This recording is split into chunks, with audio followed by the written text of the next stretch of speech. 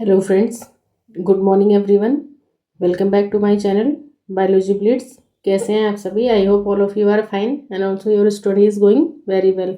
सो friends, जैसा कि आप सभी देख रहे हैं कि अब हम लोगों ने मतलब पॉइंटर सीरीज स्टार्ट की है। मतलब साथ साथ में रिवीजन करते रहेंगे और कुछ PYQs भी देखते रहेंगे। ये क्लासेस जो है वो सभी एग्ज़ाम्स के लिए इम्पॉर्टेंट हैं। मतलब ऐसा नहीं है कि it is only meant for the UP examinations, they are also important for the RPSC, UP TGT, UP PGT, LT और GIC वगैरह जो भी सारी मतलब आने वाली हैं। बिकॉज देखो, फोटोसिंथेसिस जो हो रहा है यहाँ पर वो यहीं पे जैसा यहाँ है वही सिलेबस वहाँ भी है। ठीक है, लाइट रिएक्शन डार्क रिएक्शन यहाँ पे जो हो रहा है तो वो भी वही सारी चीज़ें वहाँ भी कंटिन्यू हो रही हैं। ठीक है, तो जो भी वनडे एग्जामिनेशंस हैं बायो से रिलेटेड वो सभी के लिए ये क्लासेस काफ़ी ज़्यादा इंपॉर्टेंट हैं। तो प्लीज़ इन मतलब कोशिश करो कि इस मैक्स टू मैक्स स्टूडेंट्स इससे जुड़ें और इसका बेनिफिट ले सकें। ठीक है, और बाकी दिल्ली वालों के लिए तो इम्पॉर्टेंट है ये, क्योंकि ऑलरेडी आप PYQs देख चुके हो, हरियाणा वाले स्टूडेंट्स भी देख ही चुके हैं। ठीक है, तो कहीं ना कहीं ये सारी चीज़ें मतलब हर तरीके से ये क्लास काफ़ी फ्रूटफुल रहने वाली है आपके लिए। So without wasting any more time, let's start. तो ऑलरेडी इसमें मैंने एक क्लास अपलोड कर दी है। ठीक है, जिन्होंने नहीं देखा है वो जाके पहले वो देख लें। और उस क्लास को भी देखने से पहले मैं आपसे यही रिक्वेस्ट करूँगी कि मेरे ही चैनल पे मैंने जब स्टार्टिंग में पढ़ाना शुरू किया था तो मैंने सबसे पहले फोटोसिंथेसिस चैप्टर को ही पढ़ाया था। ठीक है, तो वो काफ़ी ठीक ठाक नोट्स वगैरह के साथ में मैंने ये चीज़ पढ़ाई है वहाँ पे। तो रिक्वेस्ट यही है कि ये पॉइंटर सीरीज़ तो just for the revision purpose से है। पहले आप अगर आपने डिटेल नहीं पढ़ा हुआ है, जिन्होंने पढ़ा है वो तो चलो ठीक है, तुम ये पॉइंटर्स आराम से तुम समझ ले रहे हो। ठीक है, बट जिन्होंने नहीं पढ़ा है, जिन बच्चों को मतलब थोड़ा सा भी लग रहा है कि नहीं हमारा कॉन्सेप्ट नहीं क्लियर है या और भी सारी चीज़ें हैं, so you guys must visit my on my channel. ठीक है, और वहाँ पर तुम वीडियोज़ के सेक्शन में जाना, वहाँ पे तुम्हें सारी की सारी मतलब स्टार्टिंग में ही है ये सारी की सारी मतलब क्लासेस जो हैं फोटोसिंथेसिस वाली वो बहुत डिटेल में मैंने पढ़ाई है। रेस्पिरेशन नहीं पढ़ाया था, फोटोसिंथेसिस पढ़ाया है, लेकिन 3-4 लेक्चर हैं, 4-5 लेक्चर, उसमें बहुत अच्छे से मैंने एक्सप्लेन किया है। तो तुम जाओ पहले वहाँ पे उस क्लासेस को देखो। ठीक है, फिर उसके बाद में आकर के तुम यहाँ पे ये पॉइंटर सीरीज़ को कवर करो। ठीक है, फिर तुम्हें खुद ही समझ में आ जाएगा कि हाँ इन पॉइंटर्स में क्या क्या चीज़ें लिखी हैं और क्यों तुम्हें मतलब बहुत डिटेल में यहाँ फिर जाने की ज़रूरत नहीं है। देन आफ्टर दैट फिर PYQs कर लेना। ठीक है, तो ऐसे करो। तो आज का जो हमारा पहला मतलब टॉपिक है वो क्या है, लाइट रिएक्शन और डार्क रिएक्शन। तो सबको पता होना चाहिए सबसे पहले कि लाइट रिएक्शन जो है वो आपके कहाँ पे होती है। तो ये आपके ग्रेनल लैमेली में होती है। ठीक है, ग्रेनल लैमेली में होती है। अब मैं क्यों कह रही हूँ कि तुम जाके वो क्लासेस पहले देख लो, क्योंकि अब मैं यहाँ पे क्लोरोप्लास्ट का स्ट्रक्चर बनाऊँ, फिर मैं तुम्हें ग्रेनल लैमेली स्टोमल लैमेली बना के बताऊँ, तो आई डोंट थिंक सो। ठीक है, फिर इसी वजह से जो है वो वीडियो लेंदी हो जाती है। रिवीजन का पर्पस होता है just for the revision, quick revision करना है हमें यहाँ पर। ठीक है, ऑन डिटेल अगर हमें पढ़ना है तो फिर मैं डिटेल्ड बैचेस ही स्टार्ट कर दूँ ना, फिर क्यों क्विक रिवीजन लेकर के आऊँगी मैं। तो वो चीज़ है। ठीक है, लेकिन फिर भी वही है ना, एक टीचर का बिना बताए हुए मन नहीं मानेगा, क्योंकि वो उसे ये लगता है कि हाँ कुछ भी है वो उसके स्टूडेंट से कहीं कुछ मतलब बच ना जाए। तो ये चीज़ होती है। तो जैसे सपोज करो, देखो ये क्या है, क्लोरोप्लास्ट है। ठीक है, क्लोरोप्लास्ट कैसा है, डबल मेम्ब्रेनस स्ट्रक्चर होता है, सबको मालूम है। इसमें ये जो स्टैक्स लगे होते हैं, स्टैक्स ऑफ थैलेकॉइड, एक जो होता है ये क्या कहलाता है, ये थैलेकॉइड कहलाता है। यहाँ पे नहीं लिखता है मेरा पेन, कुछ इशू है इसको। ये एक स्टाक जो है ये क्या कहलाएगा, ये मतलब एक सिक्का जो है ये क्या कहलाता है, ये थैलेकॉइड कहलाता है। और स्टैक ऑफ थैलेकॉइड यानी कि बहुत सारे सिक्के ऐसे ऐसे करके रख दो तो ये क्या कहलाएंगे, फिर ये ग्रेना कहलाते हैं। ठीक है, या फिर इनको आप सिंपली ग्रैनल लैमेली कह सकते हो। और इनको कनेक्ट करने वाला जो होता है बीच में एक एक स्टॉक से दूसरे स्टॉक को, इसको हम लोग क्या बोलते हैं, स्ट्रोमा में है। ठीक है, ये स्ट्रोमा में प्रेजेंट है तो ये क्या कहलाता है आपका, स्ट्रोमल लैमेली कहलाता है। तो कहने का मतलब ये था, क्यों बता रही थी मैं ये चीज़ तुम्हें, क्योंकि लाइट रिएक्शन जो है वो ग्रेनल लैमेली में होती है और डार्क रिएक्शन जो है वो स्ट्रोमल लैमेली में होती है। डार्क डार्क इसलिए नहीं है क्योंकि वो अंधेरे में हो रही है, डार्क इसलिए है क्योंकि वो लाइट रिएक्शन में जो भी आपके प्रोडक्ट्स वगैरह बनते हैं उन प्रोडक्ट्स को यूज़ करके वो रिएक्शन जो है वो कंटिन्यू होती है, इसीलिए उसको डार्क रिएक्शन कहते हैं। So first point is dark reaction of photosynthesis is driven by मतलब कैसे चलती है वो, तो प्रोडक्ट ऑफ लाइट रिएक्शन, जो लाइट रिएक्शन के जो प्रोडक्ट्स होते हैं। अब लाइट रिएक्शन के प्रोडक्ट्स क्या होते हैं ये तो आपको मालूम ही होना चाहिए। सो प्रोडक्ट्स आर ATP हो गया, NADPH2 हो गया, इन्हीं को यूज़ करके क्या होता है हमारा जो मतलब डार्क रिएक्शन है वो चलता है, ठीक है। और इसीलिए इन लोग ये जो प्रोडक्ट्स हैं इनको हम लोग एक और नाम देते हैं एसिमिलेटरी पावर्स के नाम से भी जानते हैं, एसिमिलेटरी एसिमिलेटरी पावर्स, या फिर इनको एसिमिलेटरी पावर्स इसलिए कहते हैं क्योंकि फोटोसिंथेसिस को हम लोग एसिमिलेशन भी कहते हैं, ठीक है, एक टर्म उसके लिए भी ये यूज़ होता है। तो एसिमिलेटरी पावर्स क्या है हमारी, एटीपी और NADPH2, जिनकी वजह से आपकी क्या कैरी ऑन होती है, डार्क रिएक्शन। नेक्स्ट है the number of substrate level phosphorylation, SLP, ठीक है। SLP काफ़ी कंफ्यूज करता है बच्चों को। तो SLP ये होता है कि यहाँ पे डायरेक्ट आपका जो है वो मतलब कि सबस्ट्रेट से ही आपका डायरेक्ट जो है वो ATP का फॉर्मेशन हो जाएगा। तो in 1 turn of citric acid cycle, या फिर जो सिट्रिक एसिड साइकिल यानी कि ये किसकी बात कर रहा है, ये आपके क्रेब साइकिल की बात कर रहा है, ठीक है, क्रेब साइकिल, या फिर इसको और भी किस नाम से जानते हैं हम लोग, TCA साइकिल भी बोलते हैं, ठीक है। तो TCA cycle, citric acid cycle, ये इसमें तो एक ही वही बनता था ना, GTP, एक GTP बन रहा था जो कि किसके इक्विवेलेंट था, ATP के। सक्सिनाइल कोएंजाइम जब सक्सिनेट में चेंज हो रहा था तो उस जगह पर आपका एक GTP रिलीज हो रहा था, और वो GTP किस में फिर चेंज हो जाता है, मतलब फर्दर वो मतलब कि एक ATP के बराबर होता है। उसके बाद में नेक्स्ट पॉइंट है the end product of oxidative phosphorylation. देखो फॉस्फोराइलेशन सबसे पहले टर्म का मतलब समझो क्या होता है। सबसे पहले तो देखो फॉस्फोराइलेशन का मतलब तुम समझो, ठीक है। फॉस्फोराइलेशन का मतलब होता है फॉर्मेशन ऑफ ATP। ATP का बनना क्या कहलाता है आपका, फॉस्फोराइलेशन कहलाता है, ठीक है। अब ये ATP दोनों जगह बनता है, क्लोरोप्लास्ट में भी बनता है और आपके माइटोकॉन्ड्रिया में भी बनता है। तो जो क्लोरोप्लास्ट में जो ATP का फॉर्मेशन होता है वो लाइट की प्रेजेंस में होता है, ठीक है। लाइट की प्रेजेंस में तो ग्लूकोज का फॉर्मेशन होता है और फिर उसके बाद सारी चीज़ें कैरी ऑन होती हैं। So it is continuing in the presence of sunlight. तो सनलाइट की वजह से इसका नाम क्या पड़ता है, फोटो फॉस्फोराइलेशन। ये क्वेश्चन PYQ के फॉर्म में पूछा जा चुका है, that's why I am explaining here. तो लाइट की प्रेजेंस में जो होगा वो फोटो फॉस्फोराइलेशन होगा, और कहाँ पर होगा, वो क्लोरोप्लास्ट के अंदर होगा, ठीक है। और जो दूसरा वाला होता है जो माइटोकॉन्ड्रिया में होता है, it is known as oxidative phosphorylation, ठीक है, जो कि वहाँ पे मतलब वहाँ पे सनलाइट की नीड नहीं होती है। तो आई होप ये चीज़ आपको क्लियर हुई होगी। नेक्स्ट पॉइंट है light reaction of photosynthesis include. Light reaction के लिए मतलब क्या क्या चीज़ें चाहिए होती हैं। तो लाइट रिएक्शन के लिए देखो सबसे पहले एब्सॉर्प्शन होगा, जो मतलब लाइट ऑफ फोटोन की जो है वो लाइट, जो भी लाइट आ रही है आपकी वो किस फॉर्म में आ रही है, वो फोटॉन्स की फॉर्म में आती है। लाइट का एब्जॉर्प्शन होगा। देन उसके बाद में फोटोलिसिस ऑफ वाटर होगा। उसके बाद में फिर क्या होगा, वहाँ से ऑक्सीजन रिलीज होगा, और साथ ही साथ आपका क्या बन जाता है, फॉर्मेशन ऑफ ATP और NADPH बन जाता है। अब यहाँ पे जो फोटोलिसिस है इससे रिलेटेड मैं कुछ चीज़ें हैं वो एक्सप्लेन कर देती हूँ। देखो ये लाइट रिएक्शन जो है वो मतलब कहाँ पे हो रहा है, तो ये क्या था हमारे मतलब थैलेकॉइड का जो था, ये थैलेकॉइड का स्ट्रक्चर था ना। अब इस पे देखो ये जो ऊपर वाला पोर्शन होता है ये कैसा क्या कहलाता है, ये नॉन एप्रेस्ड है, यानी कि धंसा हुआ नहीं है, ठीक है। तो इसको क्या बोलते हैं, नॉन एप्रेस्ड रीजन। और ये जो धंसा हुआ होता है ये इसको इसको हम लोग नॉन एप्रेस्ड या फिर ये भी कह सकते हैं एक्सपोज्ड, ठीक है, एक्सपोज्ड रीजन होता है ये।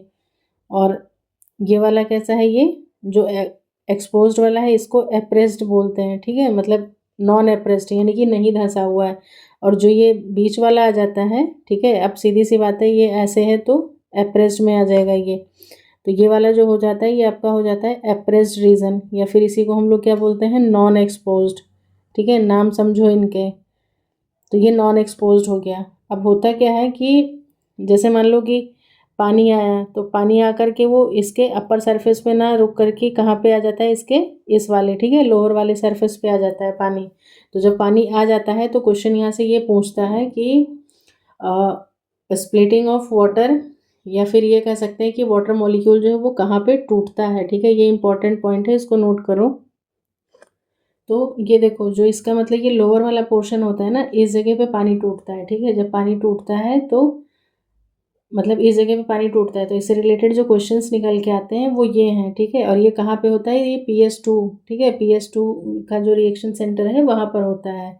मतलब इस जगह पे ये वाटर जो है वो किस में ब्रेक हो जाता है, H2। दो वाटर का मॉलिक्यूल अगर आप लेते हो तो ये किस में चेंज हो जाएगा आपका, यहाँ से आपके दो ऑक्सीजन निकल जाते हैं, ठीक है, दो ऑक्सीजन के मॉलिक्यूल निकलेंगे, साथ ही साथ में 4 इलेक्ट्रॉन्स रिलीज़ होते हैं प्लस 4 हाइड्रोजन आयन रिलीज़ होता है। तो ये चीज़ थोड़ा सा ध्यान दीजिएगा कि कई बार ये भी पूछ लेता है कि 2 वाटर के मॉलिक्यूल टूटेंगे तो कितना ऑक्सीजन इवॉल्व होगा या एक ऑक्सीजन के इवोल्यूशन के लिए। तो फिर इस तरीके से मतलब ये चीज़ थोड़ा सा आपको ध्यान देना होगा। सॉरी 2 मत लगाना यहाँ पर, क्योंकि 2H2O होगा तभी 2 ऑक्सीजन यहाँ पे निकलेगा। 4 इलेक्ट्रॉन और 4 हाइड्रोजन हो जाएगा, 2 2 ज़ा 4। बाकी जब फोटोलिसिस होती है, सॉरी जब वाटर की फोटोलिसिस या स्प्लिटिंग होगी तो क्या क्या रिमूव मतलब क्या निकलता है। तो सबसे पहले तो इस जो फोटोलिसिस है वो किस तरफ हो रही है, तो टुवर्ड्स द ल्यूमेन साइड। ये पॉइंट्स जो हैं इनको साथ साथ नोट करते चलो। टुवर्ड्स द ल्यूमेन साइड या फिर inner side of the thylakoid membrane, दोनों ऑप्शन में से कुछ भी आपको दे सकता है। और साथ ही साथ क्या निकलेगा, इवोल्यूशन ऑफ ऑक्सीजन। ऑक्सीजन का इवोल्यूशन जो है वो कहाँ पर होगा, ल्यूमेन में होगा। ये चीज़ ध्यान रखना। कंपोनेंट्स जो हैं वो क्या क्या रिस्पॉन्सिबल हैं, मतलब वाटर स्प्लिटिंग, इनको वाटर स्प्लिटिंग कॉम्प्लेक्स कह सकते हैं या फिर ऑक्सीजन इवॉल्विंग कॉम्प्लेक्स कह सकते हैं या फिर वाटर की फोटोलिसिस के लिए मतलब कौन कौन से कंपोनेंट्स की ज़रूरत है। तो 4 मैग्नीशियम आयन, 2 कैल्शियम और साथ में एक जो है वो क्लोरीन का आयन जो है वो रिस्पॉन्सिबल होता है। बाकी एक चीज़ मुझे यहाँ पे ये भी बताना था तुम्हें कि जैसे ये तो आपके क्या हो गए, ये ग्रैनल हो गया ना, ग्रैनल लैमेली हो जाता है। तो ग्रैनल लैमेली के जो ऊपर वाला पोर्शन है यहाँ पर PS1 प्रेजेंट होता है, ठीक है। और ये जो नीचे वाला है यहाँ पे PS2 प्रेजेंट होगा, ठीक है। इस तरीके से मतलब ग्रैनल लैमेली में PS1 और PS2 जो है वो दोनों प्रेजेंट है। बट जो इसको जोड़ने वाला था, जो मतलब स्ट्रोमल लैमेली जो जोड़ रहा था इसको, तो स्ट्रोमल लैमेली में क्या होता है, सिर्फ और सिर्फ PS1 प्रेजेंट होता है, ठीक है। तो ये चीज़ ध्यान रखना। इसीलिए जो है वो नॉन साइक्लिक फोटोफॉस्फोराइलेशन के लिए हमें हमेशा PS2 की ज़रूरत होती है। और PS2 जो है वो कहाँ पे प्रेजेंट है, वो ग्रेनल लैमेली में ही प्रेजेंट है, ठीक है। और बाकी साइक्लिक के लिए हमें PS1 चाहिए। इसीलिए PS1 जो है वो कहाँ पे होता है, सिर्फ स्ट्रोमल लैमेली में होता है। ये चीज़ ध्यान रखना। मतलब लाइट रिएक्शन जो है, ये लाइट रिएक्शन के इसी के 2 पार्ट आ जाते हैं। नॉन साइक्लिक फोटोफॉस्फोराइलेशन, ठीक है, मतलब कि बनना तो क्या है, ATP का ही फाइनली फॉर्मेशन करना है ना। और जो दूसरा वाला एक होता है नॉन साइक्लिक और दूसरा वाला होता है साइक्लिक। तो नॉन साइक्लिक में देखो क्या क्या ज़रूरत होती है, PS1 PS2 दोनों की ज़रूरत होती है। PS1 यहाँ पे है, PS2 यहाँ पे है। उसके बाद में कहाँ पे चलती है ये नॉन साइक्लिक, ग्रेनल लैमेली में चलती है। होता क्या है यहाँ पे, फोटोलिसिस ऑफ वाटर होता है, रिलीज ऑफ ऑक्सीजन होता है। और ग्रेनल लैमेली कंटेन्स एंजाइम्स, इसके पास क्या क्या होते हैं, NADP प्लस रिडक्टेज होता है। इसीलिए यहाँ पर NADPH का फॉर्मेशन होता है। लेकिन अगर मैं बात करूँ साइक्लिक की, तो साइक्लिक आपके कहाँ पे चल रहा है, स्ट्रोमल लैमेली में चल रहा है। स्ट्रोमल लैमेली में क्या है आपका, सिर्फ और सिर्फ PS1 ही प्रेजेंट है, वहाँ पे PS2 एब्सेंट है। ये काम हो रहा है स्ट्रोमल लैमेली में। यहाँ पे पानी का टूटेगा, पानी नहीं टूटेगा। No photolysis of water, no oxygen evolution. और स्ट्रोमल लैमेली जो है वो do not contain NADP plus reductase जो है वो स्ट्रोमल लैमेली के पास नहीं होता है। इसीलिए यहाँ पर नो NADPH का फॉर्मेशन, मतलब यहाँ पर कोई NADPH का भी फॉर्मेशन नहीं होगा। तो ये सारी चीज़ें थी, मतलब बताने को तो खैर इस चैप्टर में बहुत कुछ है, लेकिन चलो ठीक है, इतना तुम नोट कर लो। Move on to the next point. कह रहे हैं the first step of light phase of photosynthesis. पहला स्टेप क्या होगा, तो सीधी सी बात है भाई, जब यहाँ से लाइट आके पड़ती है इस पे, ये रिएक्शन सेंटर क्या है, P680 का मतलब क्या है, यहाँ पर क्लोरोफिल ए का एक ही मॉलिक्यूल है। और ये क्या है, मतलब PS2 है, रिएक्शन सेंटर क्या है, PS2 है। तो जब यहाँ पे लाइट आके पड़ेगी तो सबसे पहले क्या होगा, यहाँ से मतलब इलेक्ट्रॉन जो है वो एक्साइट होगा, या फिर excitation of chlorophyll by light. Chlorophyll molecule जो है वो क्या होगा, लाइट को एब्जॉर्ब करके एक्साइट करेगा। नेक्स्ट पॉइंट है photosynthetic pigment. Photosynthesis pigment has maximum absorption peak in red range of visible light. तो किसके लिए होता है, वो क्लोरोफिल ए के लिए होता है रेड लाइट में। और क्लोरोफिल बी की अगर बात करते हैं तो बी का ब्लू के लिए ज़्यादा होता है। ऐसा नहीं है कि मतलब सिर्फ ये रेड ही एब्जॉर्ब करती है, लेकिन अगर मतलब इस तरह से देखो, क्लोरोफिल ए जो है वो रेड को ज़्यादा एब्जॉर्ब करेगी इन कंपैरिजन ऑफ ब्लू, लेकिन जो बी वाला है क्लोरोफिल बी, वो ब्लू को ज़्यादा एब्जॉर्ब करता है इन कंपैरिजन ऑफ रेड, ठीक है। तो ये चीज़ नोट कर लेना। नेक्स्ट है the connecting link between light reaction dark reaction के बीच में जो कनेक्टिंग लिंक है वो क्या है आपका, ATP और NADPH, ठीक है। यही क्या है, कनेक्टिंग लिंक है। क्यों, क्योंकि यही एसिमुलेटरी पावर्स हैं जो लाइट रिएक्शन में बनती हैं और डार्क रिएक्शन में यूज़ हो जाती हैं। उसके बाद नेक्स्ट है the membrane system in chloroplast is responsible for, तो जो क्लोरोप्लास्ट की जो मेम्ब्रेन होती है वो क्या करती है, ट्रैपिंग द लाइट एनर्जी यानी कि फोटोन को ट्रैप करती है, एब्जॉर्ब करती है, सिंथेसिस ऑफ एटीपी और सिंथेसिस ऑफ NADPH2, ठीक है, ये सारे काम होते हैं यहाँ पे। फंक्शन ऑफ एक्सेसरी पिगमेंट, एक नेसेसरी पिगमेंट बताया था, एक एक्सेसरी बताया था। नेसेसरी मतलब कि क्या है, जो क्लोरोफिल ए है ये क्या है आपका नेसेसरी है, और इसके साथ साथ मतलब जो किनारे किनारे जो चीज़ें लगी हुई हैं ये सारे क्या आ जाएंगे आपके एक्सेसरी पिगमेंट्स में ही आ जाते हैं।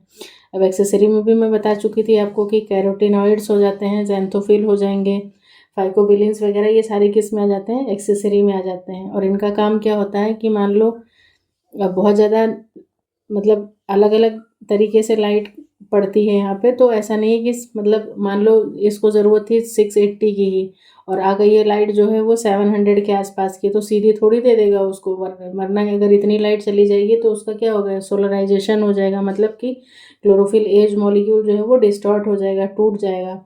तो ये लोग क्या करते हैं, पहले लाइट्स को एब्जॉर्ब कर लेते हैं, उसकी क्वेंचिंग कर लेते हैं, उसकी हार्वेस्टिंग कर लेते हैं, मतलब उसको कम कर देते हैं। अब मान लो इस पे आया था, अब यहाँ से जब ये अगले स्टेज पे जाएगा तो क्या उतनी ही एनर्जी के साथ जाएगा, नहीं ना, कुछ तो कम हो जाएगा, फिर उसके पास जाएगा। तो इस तरीके से इसको कितने की ज़रूरत है, 680 की, तो 700 आया था तो इसको यहाँ पे मतलब कम करके और फिर इसको कितना दे दिया, 680 दे दिया। तो कहने का मतलब है कि कहीं ना कहीं ये फोटो ऑक्सीडेशन से बचाते हैं, किसको बचाते हैं, क्लोरोफिल ए मॉलिक्यूल को।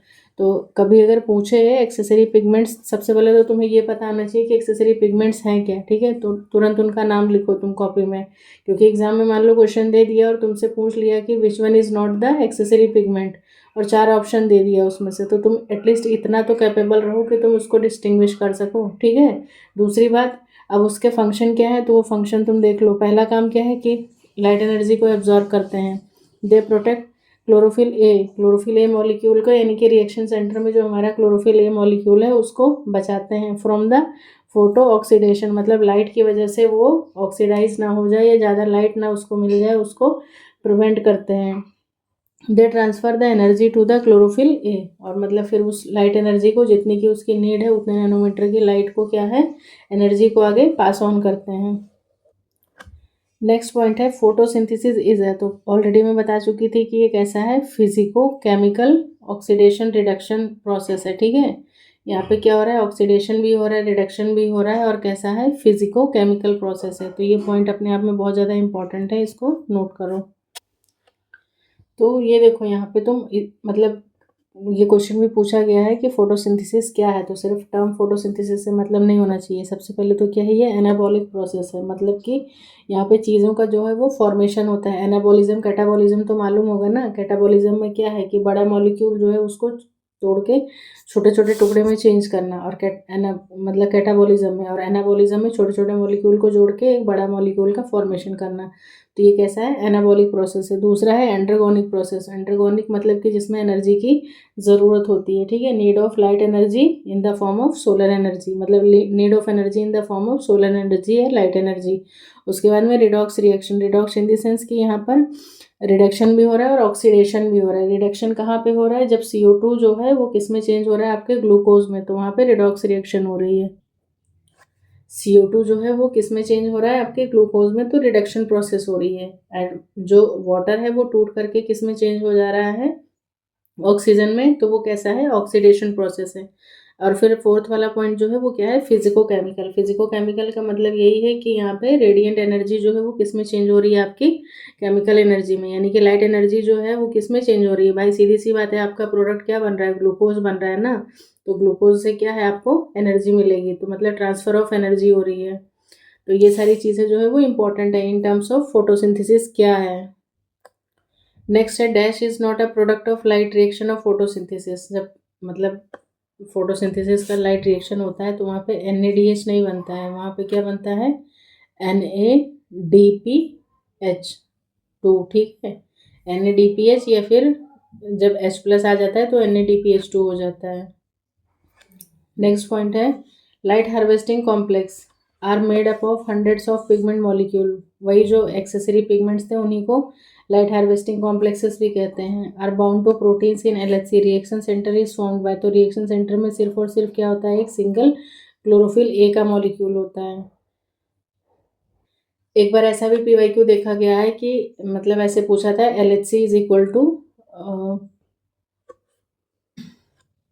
ऐसे था कि LHC is equal to all photosynthetic pigments minus one chlorophyll molecule A. तो ये चीज़ भी कभी दिख जाती है ऑप्शंस में, तो ध्यान रखिएगा थोड़ा सा। नेक्स्ट पॉइंट है बैक्टीरियल फोटोसिंथेसिस इंक्लूड्स। तो बैक्टीरियल फोटोसिंथेसिस में क्या होता है भाई, वाटर मतलब ऑक्सीजन का इवोल्यूशन होता है, नहीं होता है, इसलिए वहाँ पे क्या प्रेजेंट होता है, PS1। PS2 जो है वो एब्सेंट होता है। उसके बाद में sensitive to longer wavelength of light. तो PS1 जो है वो लॉन्गर वेवलेंथ ऑफ लाइट के लिए सेंसिटिव होता है। फेरिडॉक्सिन किसका कॉन्स्टिट्यूएंट है, तो वो PS1 का है। इन PS2 reaction centre chlorophyll A has absorption P किसका कितना होता है, 680 नैनोमीटर होता है PS2 का। और जो PS1 है उसका कितना होता है, 700 नैनोमीटर का। ऐसे मत याद रख लेना कि मतलब पहले 680 कर दो फिर बाद में 700, ठीक है। तो ये तो तुम अब तक बहुत अच्छे से याद ही हो गया होगा। Light harvesting system are there in a light reaction. तो दो तरीके के हैं लाइट हार्वेस्टिंग सिस्टम्स। नेक्स्ट है occurs during the light reaction of photosynthesis. तो लाइट रिएक्शन के टाइम में क्या होता है, वाटर स्प्लिट करता है किस फॉर्म में, मतलब अगर सिर्फ एक सिंगल वाटर की बात करोगे तो एक हाइड्रोजन आयन और एक ऑक्सीजन जो है वो रिलीज होता है। बाकी अब आ जाता है आपका the electron transport chain. Electron transport system से कंफ्यूज मत होना, ठीक है। ETS जो है वो कहाँ पे चलती है, इनर माइटोकॉन्ड्रियल मेम्ब्रेन में चलती है माइटोकॉन्ड्रिया के। लेकिन ये क्या है, इलेक्ट्रॉन ट्रांसपोर्ट चेन, या फिर इसको और किस नाम से जानते हो, जेड स्कीम के नाम से जानते हैं। मतलब कि इलेक्ट्रॉन जो है वो कैसे कैसे किसी से स्टेप से चलते हैं, तो ये जेड स्कीम है। तो सबसे पहले तो ये पता मतलब मालूम होना चाहिए आपको कि जेड स्कीम जो है, ये Z scheme of photosynthesis was proposed by robin hill and फे बेंडाल। कब दिया था इन्होंने, 1960 में दिया था। उसके बाद में पॉइंट्स देखो क्या है, all the carriers are placed in a sequence on a redox potential scale.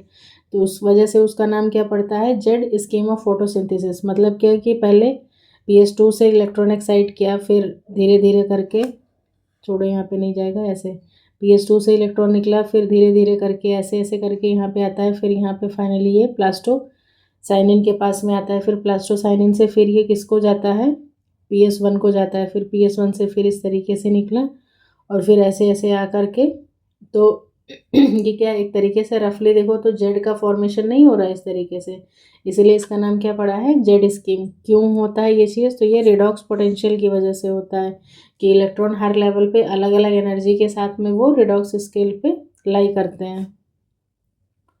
Next है इन light reaction plastoquinone facilitates the transfer of electrons from. तो प्लास्टोक्यूनोन जो है वो PS2 से साइटोक्रोम B6F कॉम्प्लेक्स को देता है। मैं एक बार थोड़ा सा तुम्हें डायग्राम की हेल्प से समझा ही देती हूँ, क्योंकि ऐसे तो फिर तुम्हें लग रहा होगा कि सब हवा में चल रहा है। तो ये देखो, शायद इस इमेज से मतलब आपकी थोड़ी सी हेल्प हो सके, ठीक है। वैसे मैं अपने नोट्स भी चाहती तो शेयर कर देती, बट ऑलरेडी उस वीडियो में जब मैंने पढ़ाया तो शायद मैंने वहाँ भी तुम्हें बना के ही बताया है। बट हाँ, मुझे पता है तुम इतनी मेहनत क्यों ही करोगे, तो मैं चलो तुम्हें यहीं पे एक्सप्लेन कर देती हूँ उसको। अब यहाँ पे देखो, जैसे सबसे पहले ये लाइट का जो मतलब जो भी है आपकी लाइट एनर्जी, फोटोन आकर के जब यहाँ पे स्ट्राइक करता है तो ये क्या है, P680। इसमें क्या है आपका क्लोरोफिल ए का मॉलिक्यूल है, ठीक है। और ये क्या है आपका, मतलब कि PS2 है ये।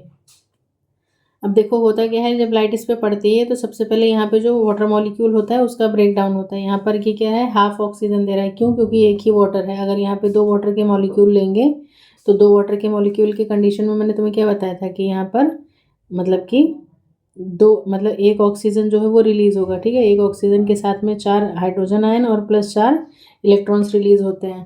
तो ये जो इलेक्ट्रॉन्स हैं, जो इलेक्ट्रॉन्स ये रिलीज हो रहे हैं ना, 4 इलेक्ट्रॉन्स, यही फिर क्या है यहाँ पे ये एक्साइटेड जो क्लोरोफिल ए का जो मॉलिक्यूल था ये किस में चला जा रहा है, ये इलेक्ट्रॉन, यही इलेक्ट्रॉन एक्साइटेड स्टेट में चला जाता है, ठीक है। एक्साइटेड स्टेट में चला जाता है तो फिर इसको रिसीव कौन करता है, यहाँ पर फियोफाइटिन। तो ये देखो पहले इलेक्ट्रॉन एक्साइट हुआ, ठीक है, P680 का ये इलेक्ट्रॉन है। फिर ये इसको किसने रिसीव किया, तो सबसे पहला जो आता है आपका वो फियोफाइटिन होता है, ठीक है। फियोफाइटिन इसको रिसीव करता है।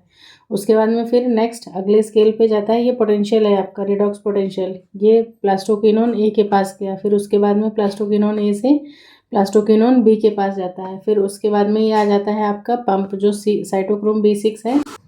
फिर ये साइटोक्रोम B6F जो है ये एक तरीके से क्या है, मतलब इलेक्ट्रॉन पंप का काम करता है। और ये करता क्या है, ये बाहर से मतलब स्ट्रोमल साइड से ये हाइड्रोजन आयन को पकड़ पकड़ के अंदर थैलेकॉइड के ल्यूमन में पंप करता रहता है, ठीक है। और साथ ही साथ यहाँ पर ये जो हमारे पास ये हाइड्रोजन आयन था, ये हो गया, ये हो गया। इस वजह से क्या होता है, यहाँ पे हाइड्रोजन आयन का जो कंसंट्रेशन है वो काफ़ी ज़्यादा इंक्रीज हो जाता है। फिर इलेक्ट्रॉन जो है वो किसको पास हुआ, फिर ये इलेक्ट्रॉन प्लास्टोसाइनिन के पास में आता है, ठीक है, प्लास्टोसाइनिन। फिर प्लास्टोसाइनिन से इलेक्ट्रॉन जो है वो किसके पास आ जाता है, P700, यानी कि हमारे PS1 के पास आ जाता है। अब यहाँ पे क्या होता है, लाइट एनर्जी पड़ती है, ये PS1 के पास आया, यानी कि PS1 के पास आ गया। अब यहाँ से क्या होता है, फिर इसका मतलब कि PS1 का जो इलेक्ट्रॉन है वो एक्साइट करता है, और एक्साइट करने के बाद में ये कहाँ पे आ जाता है आपके A0, फिर A1, ठीक है। पहले A0 के पास आता है, फिर ये A1 के पास, ये मतलब एक तरीके से मॉडिफाइड क्लोरोफिल के फॉर्म्स हैं। फिर इलेक्ट्रॉन किसके पास आया, A1 के पास, फिर वहाँ से ये आयरन सल्फर प्रोटीन कॉम्प्लेक्स होता है, ठीक है, जिसको FeS बोलते हैं। और फिर FeS के पास बाद फिर ये किसके पास जाता है, ये फेरिडॉक्सिन के पास जाता है। FD का मतलब होता है ये फेरिडॉक्सिन के पास जाएगा। और फेरिडॉक्सिन जो है वो क्या करता है, फिर फेरिडॉक्सिन जो है वो NADP के साथ में क्या करता है, यहाँ पे मतलब हाइड्रोजन आयन पड़े होते हैं, और उसके साथ में ये रिड्यूस हो जाता है। और NADP प्लस जो है वो फिर हाइड्रोजन आयन एक गेन करके क्या बना लेता है, NADPH का यहाँ पे फॉर्मेशन हो जाता है, ठीक है। तो ये चीज़ ध्यान रखना। और बाकी यहाँ पे क्या था कि ADP से जो है वो ATP बन जा रहा था। तो मतलब समझ में आया कि जो एसिमिलेटरी पावर्स थी हमारी, वो क्या थी, हमारा एक तो ATP बन रहा था और दूसरा क्या बन रहा था, NADPH बन रहा था, ठीक है। तो ये दो चीज़ें जो है वो बन जाती हैं फाइनली। और इस तरीके से आपका ये जो जेड स्कीम है ये कंप्लीट हो जाता है यहाँ पे, ठीक है। इस तरीके से आप इसको देख सकते हो। यही है रेडॉक्स पोटेंशियल, अलग अलग उस पर ये रहता है, और थोड़ा तुम डिटेल में पढ़ना चाहोगे तो तुम पढ़ सकते हो, मतलब खुद से भी। तो ये तो बात हो जाती है आपकी मतलब नॉन साइक्लिक वाली, ठीक है। नॉन साइक्लिक है मतलब यहाँ पे पहले एक बार ऐसे ऐसे करके हुआ ये सारी चीज़ें। अब साइक्लिक वाले में क्या होता है कि मतलब प्रोसीजर पूरा सेम है, यही 700 से मतलब ऐसे निकलेगा इलेक्ट्रॉन, ये सारी चीज़ें गई। और उसके बाद ये मतलब फेरिडॉक्सिन के पास आकर के फिर ये फेरिडॉक्सिन जो है वो घूम के किसके पास आ जाता है, प्लास्टोक्विनोन B के पास आ जाता है। और फिर वही इलेक्ट्रॉन फिर यहाँ साइटोक्रोम के पास, फिर PC के पास, ये इस तरीके से मतलब ये चीज़ें बस चलती रहती हैं। तो इधर वाला जो है ये मतलब ये साइक्लिक के लिए हो जाएगा। और ये क्या है, साइक्लिक, सॉरी वहाँ पे नहीं लिख रहा है, ये हो जाएगा साइक्लिक के लिए हो जाता है। और नॉन साइक्लिक में देखो PS1 और मतलब PS1 और PS2 दोनों की ज़रूरत पड़ती है। आई होप चीज़ें क्लियर हुई होंगी। नेक्स्ट पॉइंट है, कह रहे हैं कि sequence of flow of electrons in the light reaction. तो सबसे देखो PS2 में जाए, फिर उसके बाद प्लास्टोक्विनोन में जाता है, फिर साइटोक्रोम्स के पास, फिर PS1, और फिर फाइनली किसके पास जाता है, फेरिडॉक्सिन के पास। नेक्स्ट है, non cyclic journey of electron in light reaction is similar to cyclic transfer of electrons in. तो pumping of hydrogen from the stroma से ल्यूमन में क्या किया जाता है, हाइड्रोजन को पंप किया जाता है। नेक्स्ट है, electron transport system is located in the, तो बताया था मैंने कि ये कहाँ पे IMM में होता है, यानी कि इनर माइटोकॉन्ड्रियल मेम्ब्रेन में हो जाएगा। नेक्स्ट है, exhibit the highest rate of respiration. तो रेस्पिरेशन का मतलब जो हाईएस्ट रेट ऑफ रेस्पिरेशन है वो जर्मिनेटिंग सीड्स में देखने को मिलता है। ये क्वेश्चन भी इंपॉर्टेंट है। नेक्स्ट है, the ultimate electron acceptor of respiration. तो जो ETS चलता है इलेक्ट्रॉन ट्रांसपोर्ट सिस्टम, उसमें जो हमारा फाइनल इलेक्ट्रॉन एक्सेप्टर, अल्टीमेट कह लो या फाइनल कह लो, वो कौन होता है, आपका ऑक्सीजन होता है। नेक्स्ट है, इन PS2, ठीक है, फोटो सिस्टम 2 में reaction centre is formed by. तो रिएक्शन सेंटर में हमेशा एक ही क्लोरोफिल मॉलिक्यूल होगा, चाहे वो PS2 हो चाहे PS1 हो। नेक्स्ट है, PS1 में is involve in the circulation of electrons in between water और NADP प्लस के बीच में होता रहता है। और हाँ, एक सेकेंड में फिर से उस इमेज पे लेके चलती हूँ तुम्हें। यहाँ पे क्वेश्चन ये पूछता है कि मतलब जो ये है P700, इसके पास जो है वो इलेक्ट्रॉन की, इसकी डेफिशिएंसी को कौन पूरा करता है, तो इसकी इलेक्ट्रॉन की डेफिशिएंसी को कौन पूरा करता है, P600 ना। PS2 जो है वो इस अपने इलेक्ट्रॉन्स जो है वो क्या करता रहता है, मतलब PS2 अपने इलेक्ट्रॉन्स PS1 को पास ऑन करता रहता है, ठीक है। इस तरीके से ये ऐसे चलता रहता है। अब बात आती है कि ये P600 है यानी कि PS2 है, इसके पास इलेक्ट्रॉन्स कहाँ से आते रहते हैं, तो इसके पास हमेशा जो है वो वाटर की स्प्लिटिंग से क्या होता है, ये देखो इलेक्ट्रॉन्स रिलीज हो रहे थे, ये इलेक्ट्रॉन्स की कमी जो है इसकी वाटर स्प्लिटिंग से पूरी होती है। और P700 के इलेक्ट्रॉन्स की कमी जो है वो कौन करता है, P600 पूरी करता है। नेक्स्ट पॉइंट है, कह रहे हैं कि in PS1 PS2 differ to each other. तो PS1 PS2 किस तरीके से अलग है भाई? PS1 का रिएक्शन सेंटर 700 है, PS2 का कितना है 680 है। तो सबसे पहले तो रिएक्शन सेंटर दोनों के अलग अलग हैं, फिर लोकेशन अलग अलग है। PS1 जो है वो कहाँ पर आता है? ये स्ट्रोमल लैमेली पे प्रेजेंट है, ठीक है, स्ट्रोमल लैमेली पे। और ये कहाँ पे प्रेजेंट होता है? ये ग्रेनल लैमेली पे। हालांकि PS1 PS2 दोनों जो है वो ग्रेनल पे देखे जाते हैं, लेकिन अगर वैसे देखा जाए तो इनकी लोकेशन जो है वो थैलेकॉइड मेम्ब्रेन पे अलग अलग है। PS2 जो है वो कहाँ पे है? एप्रेस्ड रीजन में है या फिर नॉन एक्सपोज्ड में है। और PS1 जो है वो कहाँ पर है? वो एक्सपोज्ड या फिर नॉन एप्रेस्ड रीजन में है। और फिर उसके बाद इनका रिडॉक्स बिहेवियर दोनों का अलग है। एंट्री और exit of ions via symplast, तो वो किस प्रोसेस से होता है? हमेशा ध्यान रखिएगा, वो एक्टिव प्रोसेस होता है। नेक्स्ट है क्वेश्चन, नेक्स्ट पॉइंट है, electron transport chain is a set of dash electrons carrier present in a specific sequence along mitochondrial membrane. तो यहाँ पर जो इलेक्ट्रॉन ट्रांसपोर्ट चेन चलती है वो यहाँ पे कितने इलेक्ट्रॉन्स होते हैं? वो 7 इलेक्ट्रॉन कैरियर्स होते हैं। और कहाँ पे चलता है? इनर माइटोकॉन्ड्रियल मेम्ब्रेन में। तो आई थिंक ये पॉइंट जो है वो काफ़ी ज़्यादा इंपॉर्टेंट है, इसको अच्छे से आप लोग नोट कर लीजिए। नेक्स्ट है कि in electron transport system present in the inner mitochondrial membrane complex 1 and 4। तो 1 को हम लोग NADH कॉम्प्लेक्स या NADH डिहाइड्रोजिनेज बोलते हैं। और कॉम्प्लेक्स 4 जो है वो क्या है? साइटोक्रोम C ऑक्सीडेज के नाम से जाना जाता है। नेक्स्ट है oxidation of 1 NADH and 1 FADH to give rise. तो जो 1 NADH होता है वो देता है हमें 3 ATP मॉलिक्यूल्स, ठीक है। एक NADH से आपका 3 ATP का जनरेशन होता है। और वहीं अगर एक FADH की बात की जाए तो एक FADH से आपका 2 ही ATP का जनरेशन होता है, ठीक है। तो ये चीज़ ध्यान रखना थोड़ा सा। नेक्स्ट है लास्ट इलेक्ट्रॉन ड्यूरिंग ETS। तो लास्ट इलेक्ट्रॉन एक्सेप्टर ऑक्सीजन है। PGA is the first CO2 fixation product was discovered in the photosynthesis of algae. कौन सा एल्गी यूज़ किया था ये आप मुझे कमेंट सेक्शन में बता सकते हो। In Kranz anatomy cells have thick walls, no intercellular spaces and large number of chloroplast is known as. तो वो बंडल शीट सेल्स होते हैं। Water splitting complex is present, तो कहाँ पे है? देखो ये क्वेश्चन आ चुका है और बहुत बार पूछा गया है। तो प्रेजेंट ऑन PS2 पे and located on inner side of the thylakoid membrane, ठीक है। हमेशा यह ध्यान रखना कि टुवर्ड्स द ल्यूमन साइड या फिर inner side of the thylakoid membrane, ये दोनों बातें बहुत ज़्यादा इंपॉर्टेंट हैं। नेक्स्ट है the product of light reaction. Light reaction के प्रोडक्ट क्या है? ATP है, NADPH है और साथ ही साथ ऑक्सीजन का इवोल्यूशन हो रहा है। Directly transfer of electrons to NADP during light reaction, तो कहाँ पे होगा? वो डायरेक्ट होता है तो PS1 में।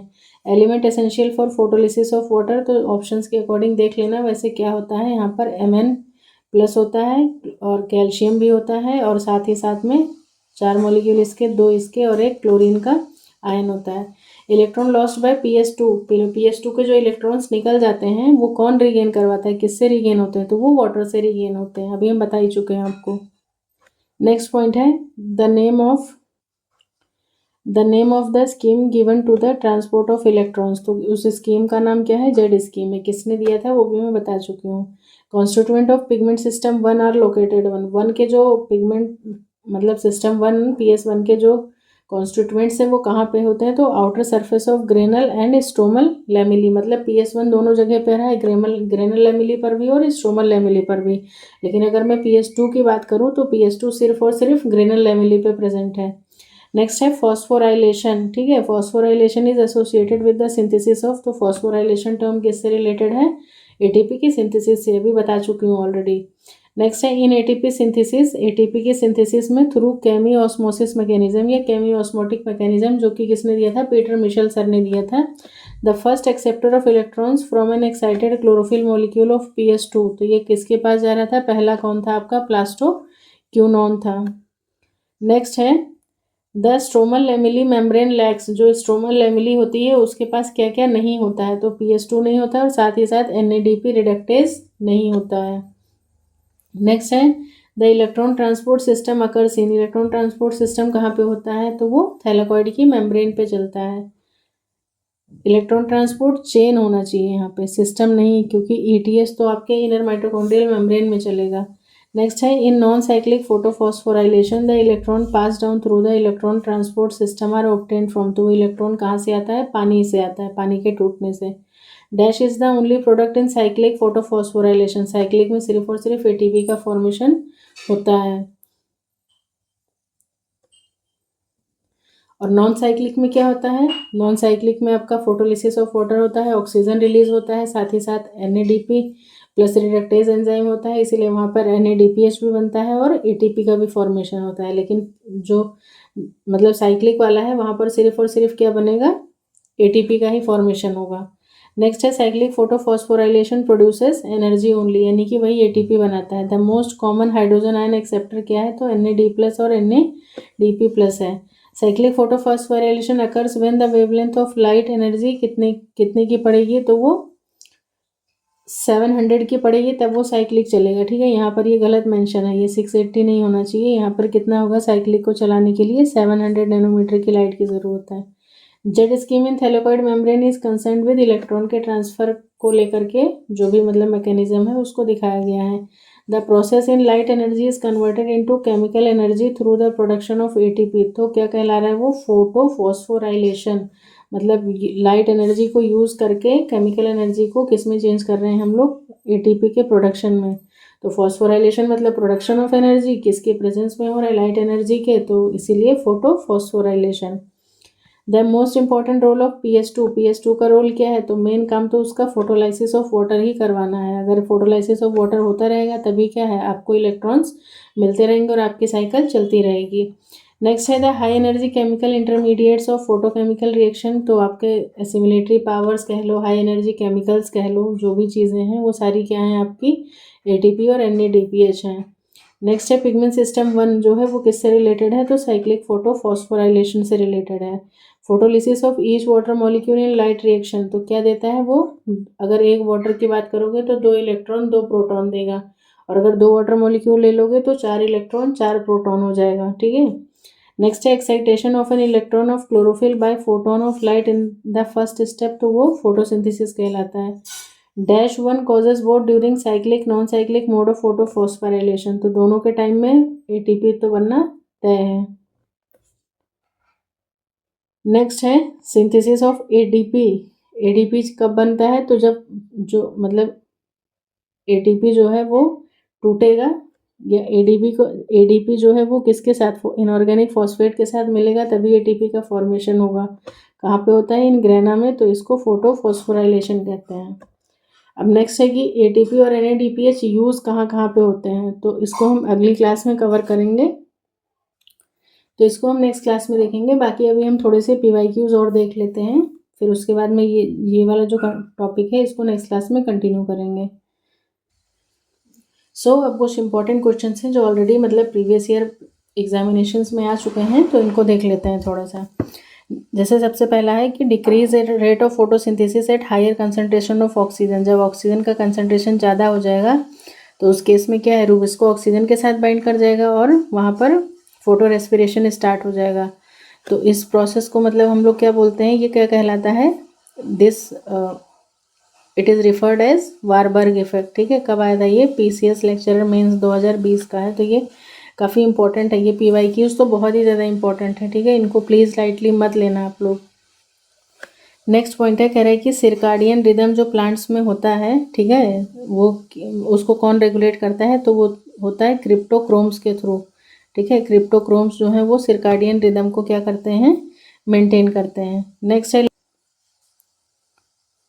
Leg haemoglobin in root nodule of legumes bring, तो decrease oxygen concentration in anaerobic, क्योंकि वो बैक्टीरिया कैसा हो जाता है, मतलब ऑक्सीजन के प्रेजेंस में नहीं रह पाता है, इसीलिए ये क्या वहाँ पे जो लेग हीमोग्लोबिन है वो ऑक्सीजन स्कैवेंजर का भी काम करता है। नेक्स्ट है the plant that varieties have higher CO2 compensation point but optimum temperature ranges for photosynthesis are low, तो वो आपके कौन से प्लांट्स हो जाते हैं, C3। और बाकी कंपनसेशन पॉइंट C3 C4 इन दोनों का आपको अच्छे से पता होना चाहिए। नेक्स्ट पॉइंट है stomata restricted to lower surface of leaf, तो ये बता चुके हैं ऑलरेडी, मतलब एस्टेट का शायद जब मैंने प्रीवियस ईयर पेपर करवाया था तो उसमें बताया था, Apple type, mulberry type, potato हो गया। ठीक है, इस तरीके से बहुत सारे मैंने तुमको समझाए भी थे, तो देख लेना जिन्होंने नहीं देखा है। Stomata restricted to lower surface mulberry type हो जाएगा। नेक्स्ट है the site of dark reaction, तो कहाँ पे होगा वो, स्ट्रोमा में होती है। फादर ऑफ प्लांट फिजियोलॉजी के फादर कौन है आपके, स्टीफन हेल्स हैं। ठीक है, PGT का है और साथ ही साथ RPSC में भी पूछा गया है, तो ध्यान देना RPSC वाले, और बाकी सभी के लिए इंपॉर्टेंट है ये सारी classes. Father of plant physiology Stephen Hales हो जाएगा। साइट ऑफ डार्क रिएक्शन कहाँ पे होती है? स्ट्रोमा में होती है। नेक्स्ट है इन रूट, रूट में जो कैलिप्ट्रोजन का फॉर्मेशन होता है वो क्या बनाता है? तो वो डर्मेटोजन। फाउंड फ्रॉम किससे बनता है कैलिप्ट्रोजन? तो वो डर्मेटोजन से बनता है। नेक्स्ट है CO2 एक्सेप्टर शुगर केन में कौन होगा? तो PEP, फॉस्फिनोल पायरुविक एसिड। क्यों? क्योंकि शुगर केन क्या है? C4 प्लांट है। नेक्स्ट है, ये तो अभी का ही है, TGT में आया था 2021 में। Determines the diffusion of water from one cell to another, एक सेल से दूसरे सेल में जो वाटर जाता है वो किसकी वजह से जाता है? DPD, डिफ्यूजन प्रेशर डेफिशिट की वजह से। हमेशा लो टू हाई जाएगा। मतलब कहने का ये है कि हमेशा पानी जो है वो कैसे जाता है? हमेशा low DPD to high DPD जाता है। ये चीज़ ध्यान रखना, low DPD to high DPD। या फिर कह सकते हो कि less negative to more negative value, या फिर हाई वाटर पोटेंशियल से लो वाटर पोटेंशियल की तरफ जाएगा, हाई वाटर कंसंट्रेशन से लो वाटर कंसंट्रेशन, या फिर low solute potential to high solute potential की तरफ पानी का मूवमेंट होता है।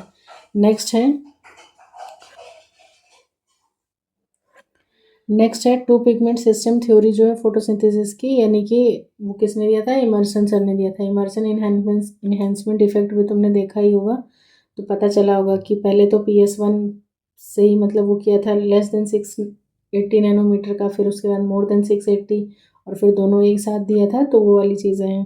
The first product of photo respiration का फर्स्ट प्रोडक्ट क्या होता है? फोस्फोग्लाइकोलेट होता है। इंपॉर्टेंट है ये क्वेश्चन, अभी GIC 2021 में पूछा गया था।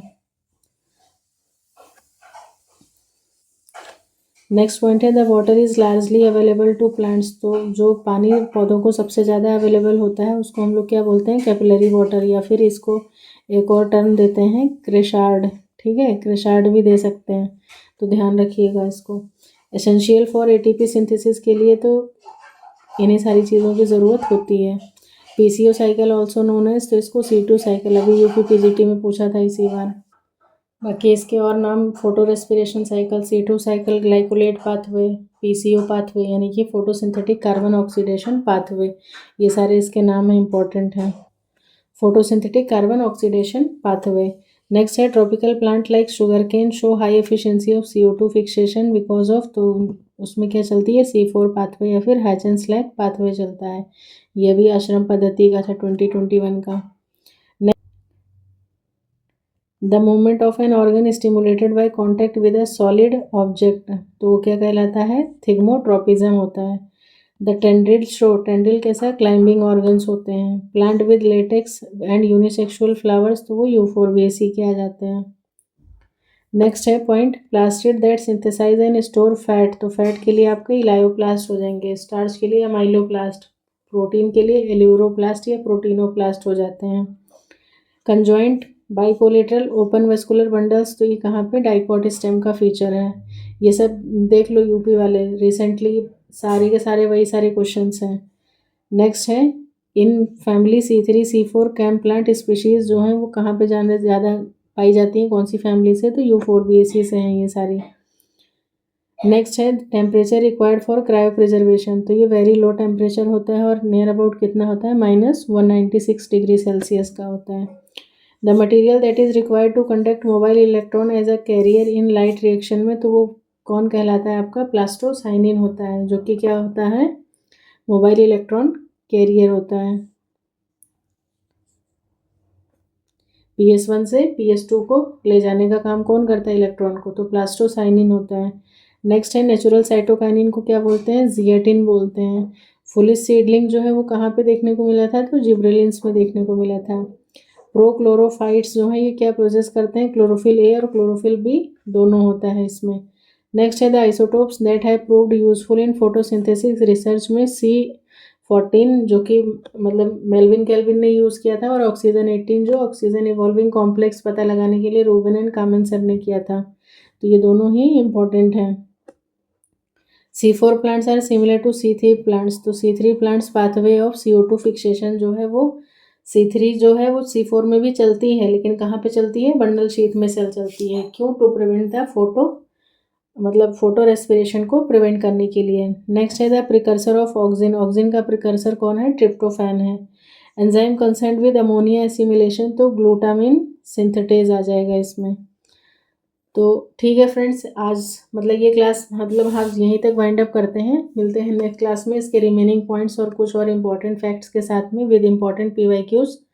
So thanks for joining the session and I hope you enjoy the session. So please ठीक है, फिर मिलते हैं नेक्स्ट क्लास में। आप इसको अच्छे से देखिए और कहीं भी कोई भी डाउट है तो कमेंट सेक्शन में आप पूछ सकते हो। मिलते हैं फिर नेक्स्ट क्लास में, तब तक के लिए थैंक्स फॉर वॉचिंग एवरीवन।